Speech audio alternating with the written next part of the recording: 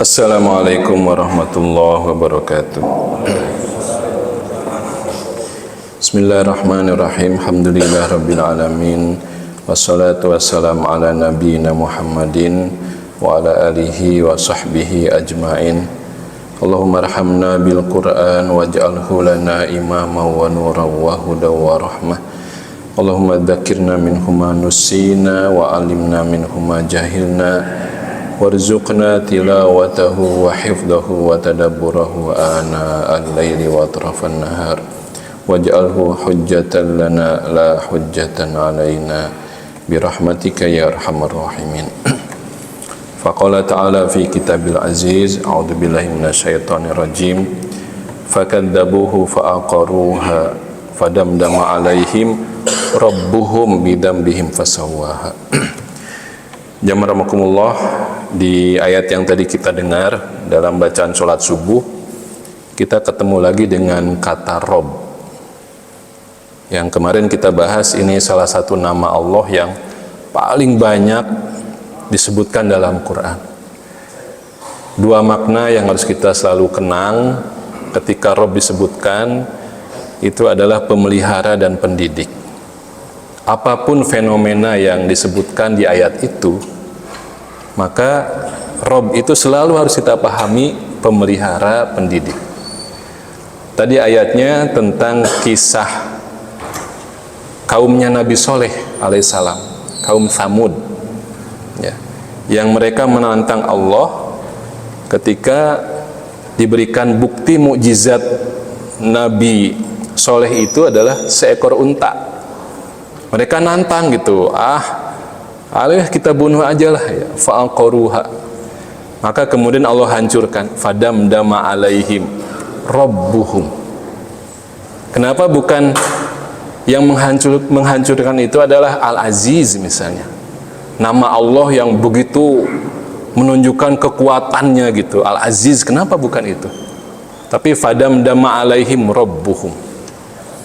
Jadi kalau sudah kebangetan, keterlaluan, maka sebagai bentuk pemeliharaan Allah kepada seluruh alam semesta, seluruh manusia itu, ya udah yang begitu-begitu dihabisin sama Allah gitu.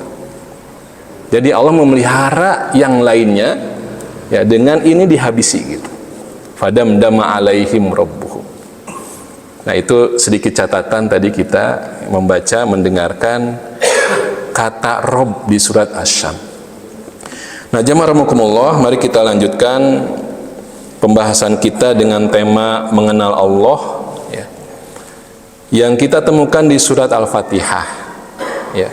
Ini surat yang paling sering kita baca, dan bagian pertama itu tentang Allah, dari Bismillahirrahmanirrahim, Alhamdulillahirabbil alamin, Ar-Rahmanirrahim, Maliki Yaumiddin. Itu semuanya menjelaskan tentang siapa Allah dengan nama-nama, ya, yang kita kenal dengan Asmaul Husna-nya gitu. Nah, setelah penyebutan, ya, Ar-Rahman Ar-Rahim, diikuti Rabbil Alamin, ya. Ar-Rahman itu kasih sayang yang sangat ekstrim, luar biasa luasnya kasih sayang Allah itu, luar biasa besarnya gitu. Sedangkan Ar-Rahim continue, kasih sayang Allah yang continue gitu, terus itu. Jadi dua hal ini, Ar-Rahman itu banyak, Ar-Rahim itu selalu. Banyak dan selalu kasih sayang Allah itu kita temukan di dunia ini, Rabbil Alamin. Di dunia ini Allah mencurahkan kasih sayangnya. Wa rahmati wasi'at kulla syai'. Rahmatku, kata Allah, wasi'at kulla syai', meliputi segala sesuatu. Kemudian ayat berikutnya, ayat ketiga, Ar-Rahmanir-Rahim. Kita baca lagi Ar-Rahmanir-Rahim. Kita bisa tebak, kalau Ar-Rahman Ar-Rahim ayat 1 diikuti dengan penjelasan alam dunia ini, Rabbil Alamin, maka Ar-Rahman Ar-Rahim berikutnya pasti diikuti oleh apa? Alam akhirat. Ini keseimbangan, keindahan, mukjizat Al-Quran. Kita hidup di dunia, ya, dan kita merasakan Rahman Rahimnya Allah. Nanti jangan lupa ada kehidupan setelah dunia ini, yaitu akhirat, dan di sana pun ada Ar-Rahman Ar-Rahimnya Allah. Nah, jamaah rahimakumullah, pertanyaannya, kenapa untuk akhirat nama yang dimunculkan itu adalah Malik, Maliki Yaumiddin? Ini coba kita sedikit analogi lah. Kalau ada orang tua yang sayang banget ke anaknya, begitu dominan rasa sayangnya itu, sehingga biasanya si anak memanfaatkan sayangnya orang tua itu. Ya, nggak apa-apalah, ya ayah saya baik kok, nggak apa-apalah nanti dibela sama ibu kok gitu. Jadi memanfaatkan kasih sayang orang tuanya itu untuk nyantai aja, bahkan nggak ada rasa takut gitu, nggak ada rasa takut. Begitu juga ketika seorang pendidik, seorang guru itu berada di dua persimpangan, mau mendekati murid-muridnya dengan kasih sayang, memberi gitu. Tapi dampaknya, ya, nanti murid-muridnya akan calutak. Apa calutak gini? Ini keistimewaan bahasa Sunda itu juga lebih dari bahasa Indonesia. Calutak itu kurang ajar.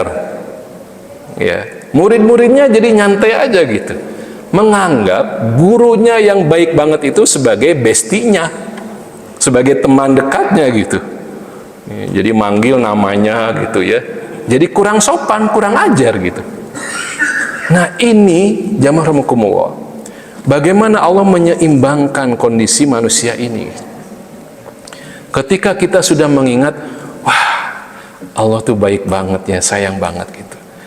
Ada kecenderungan manusia itu untuk memanfaatkan kebaikan kasih sayang Allah itu dengan nyantai. Nggak apa-apalah nanti diampuni, nggak apa-apalah kalau sekedar begini mah. Maka kehadiran nama Allah dengan Malik itu menyeimbangkan. Yaumiddin, hari pembalasan. Hati-hati loh, nanti ada pembalasan, ada ganjaran dari setiap tindak tanduk kalian itu. Nah ini, tapi saya coba searching ya, coba dicari berapa sih jumlah kata Malik di dalam Al-Quran. Beda Rahman Rahim itu atau Rob ya, kemarin kita membahas Rob itu banyak banget, ada 860-an kali Rob itu dalam Quran. Tapi kalau bicara Malik, sangat-sangat sedikit. Ya, saya catat di sini, ketika disebutkan sebagai Malik, ya, yang kembali kepada Allah, artinya pemilik, itu hanya 3 kali. Sedikit sekali, hanya 3 kali. Kemudian nanti ada turunan katanya, ya, kita baca Malik, maknya dibaca pendek, itu ada 15 kali. Sedikit jumlahnya gitu. Jadi Allah tidak ingin menonjolkan, ya, kekuasaannya, kekuatannya, kepemilikannya, enggak. Kasih sayang, pemeliharaan, pendidikan, itu yang lebih banyak kita rasakan. Nah, jamaah rahimakumullah, sedikit bahasa Arab ya.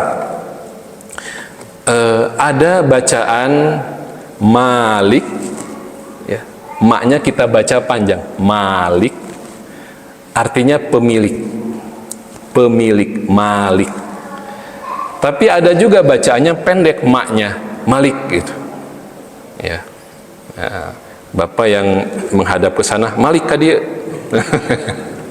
Bukan yang itu ya. Maliknya dibaca pendek, maknya itu. Ya. Apa artinya? Raja.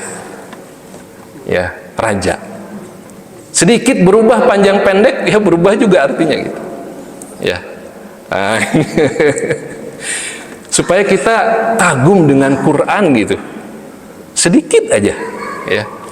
Nah, jamaah rahimakumullah, kita lihat Malik yang artinya pemilik dengan Malik artinya raja. Kalau kita bandingkan, dan ini menjadi dua nama Allah. Allah itu Malik, Allah itu Malik. Ya. Kalau bicara tentang kepemilikan, ya, maka ini bicara sesuatu yang kecil. Beda dengan raja, itu luas besar gitu. Ya. Sehebat apapun orang, sebanyak apapun orang memiliki perusahaan, pasti disebutnya pemilik, owner. Ya. Kita punya sendal jepit, ya, disebutnya siapa raja sendal jepit ini? Kan tidak. Siapa pemilik sendal jepit ini gitu? Ya. Ada ruko-ruko banyak gitu ya. Siapa raja ruko-ruko itu? Kan tidak. Siapa pemilik ruko itu? Perusahaan begitu besar. Sama kita menyebutnya siapa pemiliknya? Siapa pemilik villa? Ya, meskipun besar, tapi kalau masih terbatas seperti itu, maka sebutannya pemilik, ya, owner. Beda kalau dia menguasai, bicara tentang kekuasaan, menguasai satu negara, satu wilayah, luas gitu. Raja, kerajaan Malaysia, raja, gitu ya. Bisa dipahami ya. Jadi ada pemilik itu, berarti dia mengetahui detail-detail barang yang dimilikinya. Ya, Pak Sony misalnya menemukan ada dompet ketinggalan di masjid ini. Diumumkan kan? Ya, di masjid ini tadi malam sholat taraweh ada yang ketinggalan dompet. Silakan menghubungi saya. Banyak yang datang gitu. Saya. Kan nggak langsung dikasih kan, tapi ditanya dulu. Oke, kalau kamu pemilik dompet ini, apa buktinya? Oh ya, saya tahu dompetnya tos lecek, ya, warnanya sudah hilang. Ya, di situ ada foto istri saya tercinta, waktu masih langsing, sebelum jadi langseng. Berarti kan pemilik itu dia mengetahui detail-detailnya. Mengetahui gitu. Perusahaan, dia sebagai owner, dia tahu struktur organisasinya, kemudian untung ruginya, progres perkembangan perusahaannya, dia tahu gitu. Itu pemilik. Beda dengan raja, dia memang luas kekuasaannya, tapi kalau ditanya raja itu, Raja Konoha misalnya, ya, tahu nggak kehidupan di Cempaka Arum ini? Detail-detailnya belum tentu. Dia akan mengetahui, tapi dengan anak buahnya gitu. Dia punya pembantu-pembantunya. Coba cari info di Cempaka Arum saat Persib main gimana situasinya? Ya, itu raja. Dia memang luas, tapi nggak punya pengetahuan yang detail.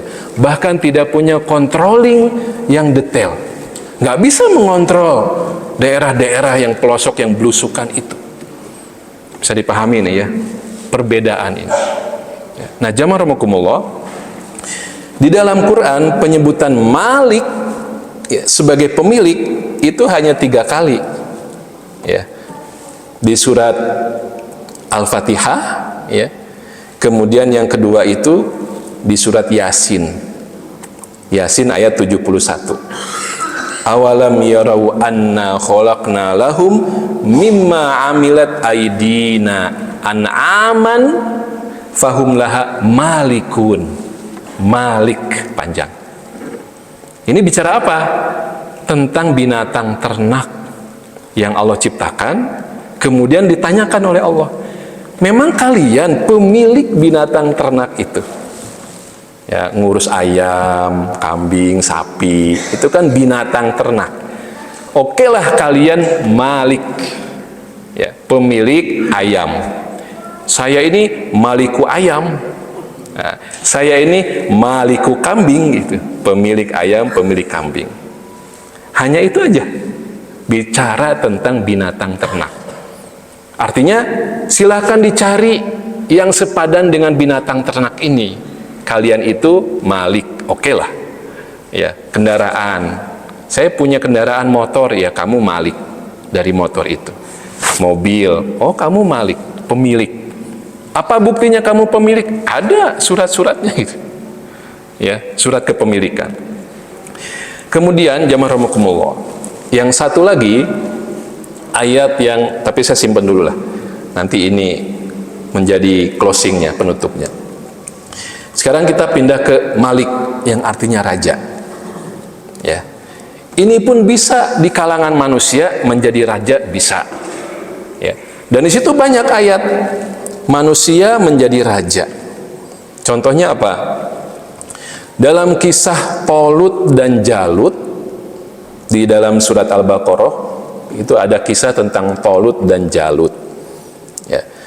Nah, Tolut ini, innallaha qad ba'atsa lakum Toluta malikan. Allah mengangkat Tolut itu sebagai malik, sebagai raja yang nanti memimpin Bani Israel untuk berperang melawan Goliat, melawan Jalut. Disebutnya sebagai malikan, Tolut sebagai raja. Nah, ada beberapa ayat di situ. Kemudian dalam kisah Yusuf alaihissalam, ya, ketika Yusuf di penjara, ya, itu raja Mesirnya bermimpi. Ya, bermimpi melihat ada 7 ekor sapi gemuk-gemuk dicaplok dimakan oleh 7 ekor sapi kurus-kurus. Bermimpi, wa qalal maliku, dan raja berkata. Jadi raja Mesir. Ya. Kemudian di surat Al-Kahfi itu ada raja yang kesukaannya itu serakah. Ketika melihat ada properti barang rakyatnya yang menarik, langsung dia rampas. Ada orang naik perahu, ya, gurunya Nabi Musa dengan Nabi Musa itu jalan berlayar naik perahu, tiba-tiba perahunya dilubangi oleh gurunya Nabi Musa itu. Musa kan protes, kenapa dilubangi? Emang salah apa pemilik perahu itu? Maka kata gurunya Musa, oh ya, ya itu ada malikun ya'khudukulla, ya, ada raja yang dia sukanya itu jalan-jalan belusukan, ada yang menarik diambil. Raja yang merampas, ya, itu Malik. Kemudian juga nanti ada manusia yang menjadi raja, yaitu Nabi Sulaiman alaihissalam. Ya. Nah, manusia ketika menjadi raja itu banyak tipe. Yang terbaiknya adalah Nabi Sulaiman, itu contohnya. Nah, sekarang ayat-ayat yang menjelaskan bahwa Allah sebagai raja, ya, ada 5 ayat. Saya bacakan. Pertama di surat Al-Hasyr, huwallahul ladzi la ilaha illa huwa al-malikul qudusus salamul mu'min. Ada al-maliku, ya, di situ Al-Hasyr. Kemudian di surat Al-Jumu'ah, yusabbihu lillahi ma fis samawati wa ma fil ardil malikil qudus, sebagai raja, ya. Kemudian nanti di surat ini yang menarik di surat Toha, surat ke-20, fata'alallahul malikul haq. Nah, ini bicara tentang Allah sebagai raja, ya. Allah sebagai raja yang hak, malikul haq. Berkaitan dengan tema apa? Wala ta'jal bil qur'ani min qabli ayyuqda ilaika wahyu. Berkaitan dengan Quran yang diturunkan oleh Allah. Allah sebagai raja, biasanya dia punya undang-undang. Raja itu punya undang-undang dengan kekuasaannya. Nah, apa undang-undang Allah sebagai raja? Al-Quran. Jadi kalau Allah raja, kita rakyatnya, ya, kita mengikuti undang-undang Allah. Kita mengikuti Quran sebagai undang-undang raja. Nah, itu jamaah rahimakumullah. Nah, kemudian, ya, di kembali ke temanya Allah sebagai pemilik ya. Itu di surat Ali Imran ya, ayat 26. Ini doa yang diajarkan oleh Allah langsung. Jadi Bapak Ibu jamaah rahimakumullah, ada doa-doa yang kita ambil dari perkataan orang-orang soleh atau perkataan Nabi. Misalnya Rabbana zolamna anfusana wa illam taghfir lana wa tarhamna lanakunanna minal khosirin. Ini doa dari Nabi siapa? Nabi Adam alaihissalam. Kita mengambil perkataan Nabi Adam itu menjadi doa yang kita baca selalu, Rabbana zolamna. Tapi nanti ada doa yang langsung Allah mengajarkan dan memerintahkan Nabi Muhammad Shallallahu Alaihi Wasallam untuk membaca doa ini, dan kita umatnya mengikuti. Apa cirinya? Diawali dengan kul, katakan olehmu wahai Muhammad, kul, katakan. Nah di Ali Imran 26 ini doa yang diajarkan Allah langsung, berarti kan sangat powerful, doa yang diajarkan oleh Allah langsung. Apa isinya? Qulillahumma malikal mulk tu'til mulka man tasya, dan selanjutnya.